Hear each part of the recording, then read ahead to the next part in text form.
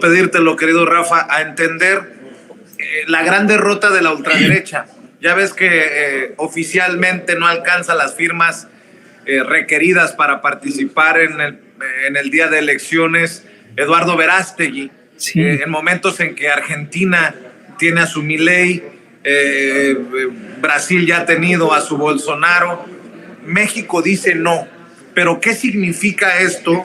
¿Y para dónde se va a ir esa gente que desde la religión, de sus creencias, desde la fe, pudo haber apoyado a Eduardo Verástegui, mi querido Fisgón? Sí, mira, al hablar de Eduardo Verástegui estamos hablando de un sector específico de la derecha mexicana. Este es el sector ultra conservador, es este sector religioso y que claramente tiene vínculos con lo que es el Atlas Networks, con lo que son los grupos ultraderechistas de América Latina. Ese es el sector del que estamos hablando.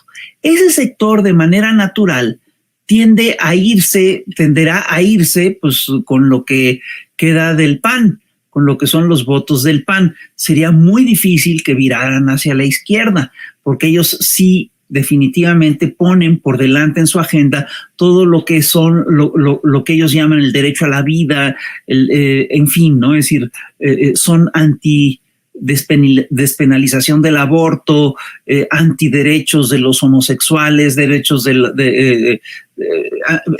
están en contra de los derechos de la diversidad, etcétera, y es más probable que se identifiquen con lo que queda del PAN. El solo hecho, fíjate, lo que es interesante es que es indicativo de qué tanto se han radicalizado las cosas. El hecho de que buscaran hacer una candidatura independiente, una candidatura aparte.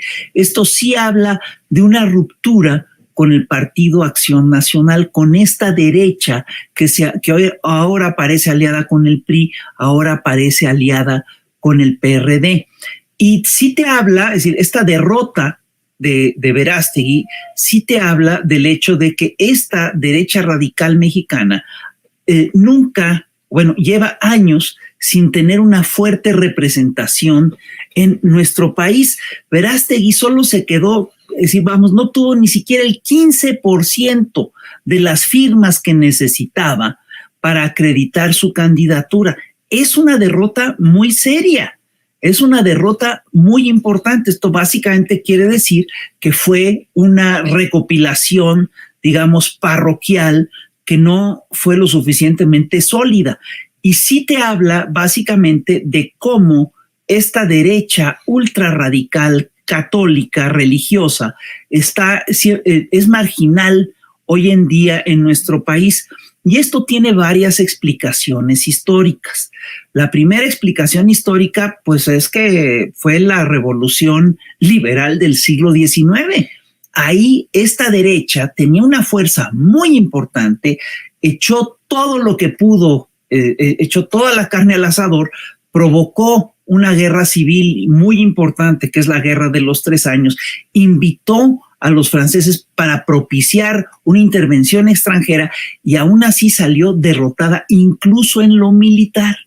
Esta derecha después hace una alianza con Porfirio Díaz, ya a finales del siglo XIX, y hace una alianza muy importante, y esto es algo que no hay que olvidar, en las primeras décadas del siglo XX, con Victoriano Huerta. Es decir, Victoriano Huerta permite que se haga en la catedral, en la Ciudad de México, la coronación de Cristo, y de ahí sale el grito de ¡Viva Cristo Rey! Y esta derecha es la que se aglutina después en la cristiada, en este movimiento armado que surge en México en la década de 1920, que tiene una nueva etapa en la década de 1930, ya en pleno cardenismo, y que fue derrotada incluso en lo militar y que jamás llegó a manejar territorio. Esta derecha tiene esas derrotas desde la década de 1920 y 1930 del siglo pasado y no se ha repuesto. sí tiene sus ideólogos, ha tenido sus proyectos, etcétera. Sí, pero es, al final de cuentas, una derecha muy marginal. Esta derecha fue reemplazada después, en la década de 1980, es decir, tuvo una, se recolocó o se resignificó en la década de 1980 con la llegada del neoliberalismo. Pero ahí, obviamente, la voz cantante no la tuvo esta derecha ultra religiosa, sino que la tuvo más bien la derecha ultra neoliberal, a la cual esta derecha ultra religiosa se adhirió de manera, pues, más o menos acrítica. Y hoy lo que estamos viendo es esta fractura, es una fractura entre la derecha ultra religiosa y esta derecha ultra neoliberal radical. Y fíjate, yo simplemente te quiero plantear esto, es decir, el proyecto neoliberal hoy en día está en una crisis global muy importante. Es una crisis global que incluso puede llevar a una conflagración de grandes dimensiones a nivel global. Lo estamos viendo en Gaza, lo estamos viendo en Ucrania. Es posible que la conflagración se extienda a otras entidades del Medio Oriente, como Líbano, que es lo que acaba de decir Anthony Blinken. Y esto básicamente te habla de un proyecto que ya está en plena demolición.